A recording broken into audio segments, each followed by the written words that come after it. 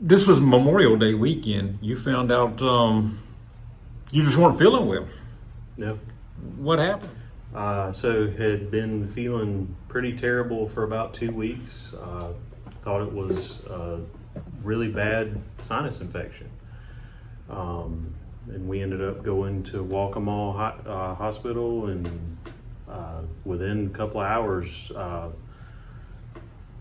they had kind of come to the conclusion that I, more than likely, in their opinion, had leukemia. When I walked in, they stuck me 5 times and could not draw a drop of blood from me. Wow. Now, what were the symptoms you were having that made you go to the hospital? Lethargy, low-grade fevers, just no energy. That's the one thing, because I've known you for a long time, and low energy is something you've never experienced, I think. You would go, for the city 18 hours a day sometimes. Despite being healthy, I've always been healthy. Yeah. I've always been healthy as a horse. I've so really had the low energy health problem. But you said you also had a nosebleed that you couldn't figure out. We had and that's part of the leukemia is I have myeloid and lymphoid, so I have traits on both sides. So your hemoglobin is really affected by it. So if your hemoglobin's really low, your blood vessels will just seep sometimes, and not knowing that, you blow your nose and you'll get a really, really bad nosebleed during that. So you found out this the day before Memorial Day? They confirmed it Memorial Day. Oh, Memorial Day itself. Yeah, it's so MUSC. We're coming up on Labor Day. So what has happened between those two holidays to get you where you are right now? So we've done 2 rounds of chemo. After the first round, we did a 5-week stay in MUSC. For the first round of chemo, they wanted to make sure I did well.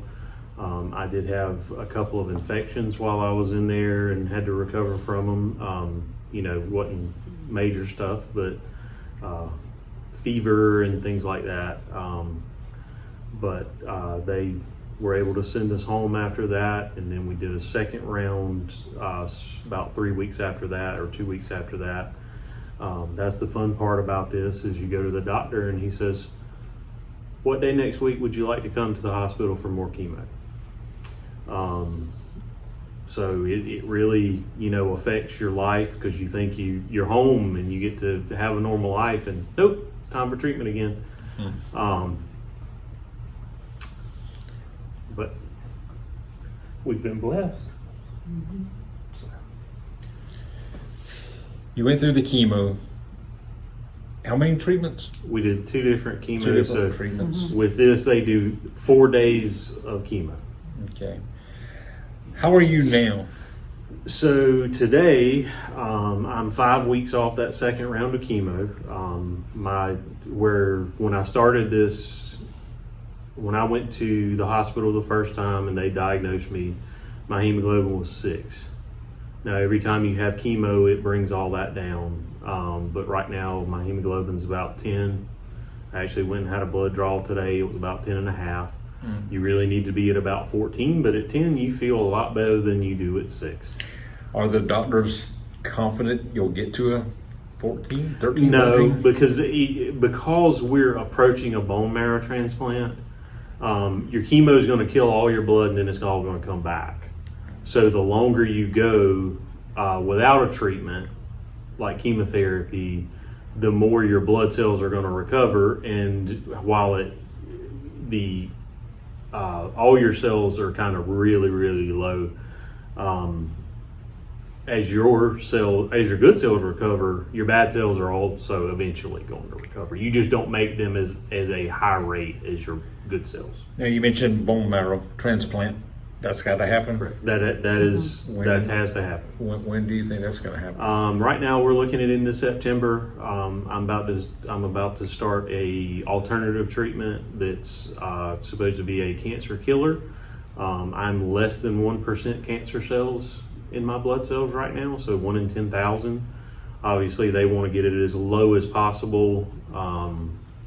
So under 1%, and they're going to do this new treatment that's supposed to drastically, hopefully, reduce that as close to complete remission as they can get you before they. What are they saying the recovery time is after the bone marrow transplant?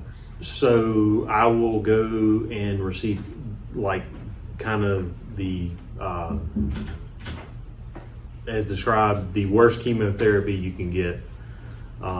It should kill off most of your blood cells because the transplant is going to replace it all. So I'll get another 4-day chemo that's this terrible one.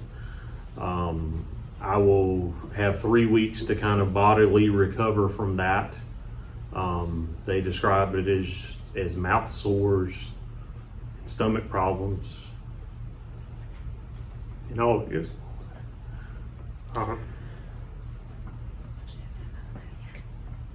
But we're not there yet.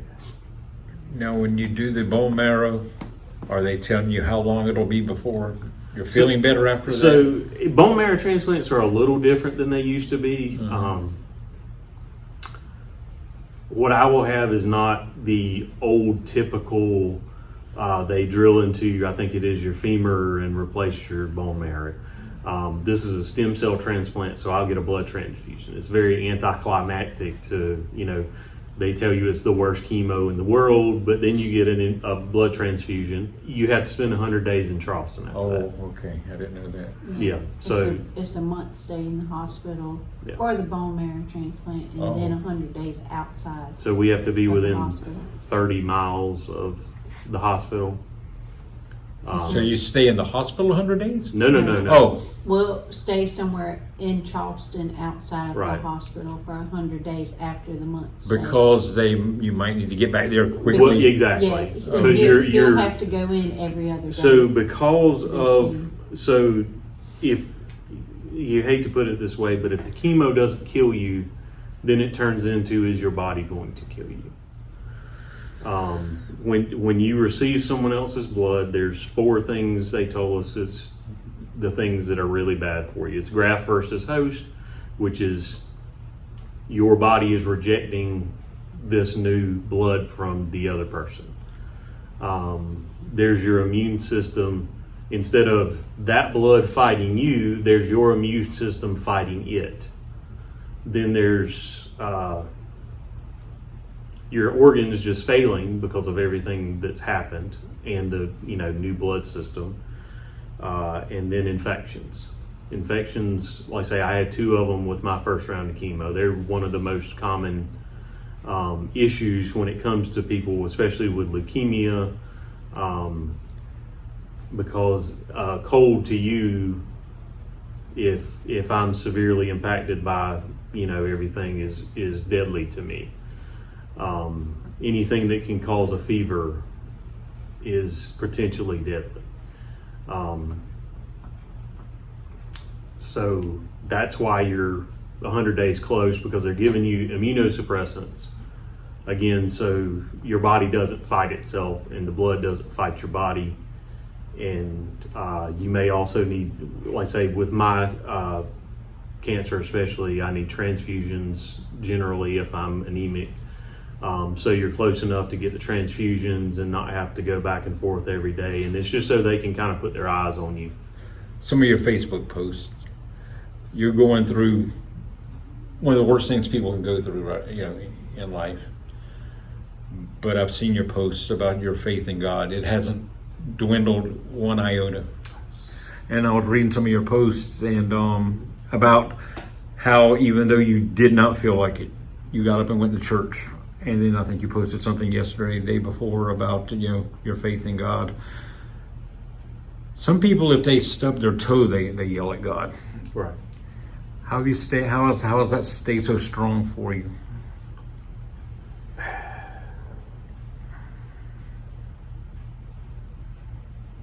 That it's when you get told. So I've seen my main doctor 3 times. Obviously, we're going to MUSC. It's a lot of students and things like that, and that's fine. And the first 2 times I saw him, he basically told me I was going to die. Less than 10%, and then the second time less than 5%. But that was your first visit. What are they saying now? It hasn't changed. Oh, it hasn't changed. Hasn't changed. But numbers don't matter. Mm-hmm. I have been blessed through 2 rounds of chemo with very minimal side effects. All right. Very minimal side effects. Let me ask you, as a wife, first of all, what's it like being married to, I mean, what I'm looking at is probably one of the strongest men I've seen in a long time.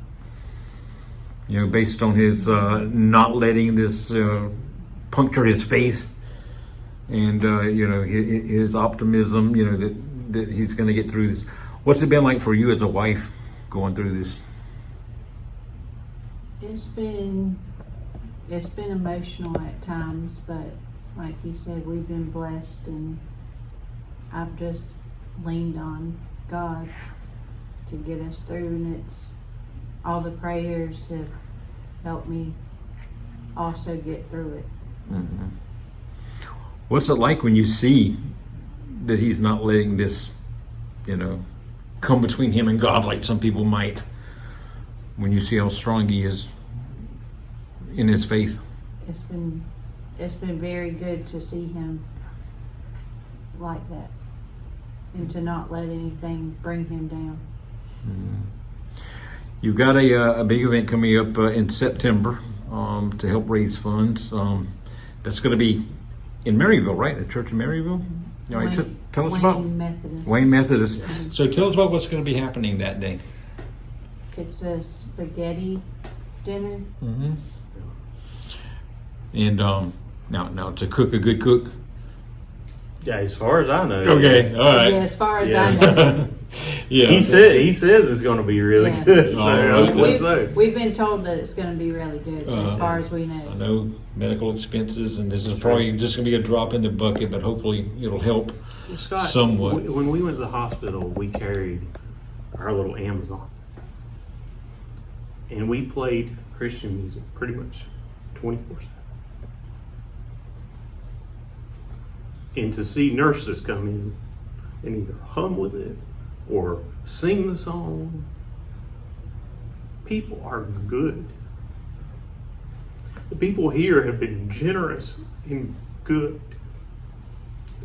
And I think we forget that people are good. They've been too generous, in my opinion. I shouldn't say that, but people are good. And that's what we've noticed throughout this, is people are so good. I'll just ask you what you want to say, you know, in wrapping up. What would you like to say? What would you like to say? Anything? We'd just like to say thank you to everyone so far, because like you said, we have been blessed through it all. We've been thankful for all the support and prayers.